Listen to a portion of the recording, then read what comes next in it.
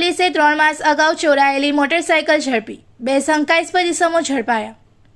વડોદરા ગ્રામ્ય પોલીસ દ્વારા ઓપરેશન પરાક્રમ અંતર્ગત મિલકત સંબંધિત ગુનાઓને ડામવા સતત કાર્યવાહી હાથ ધરવામાં આવી રહી છે।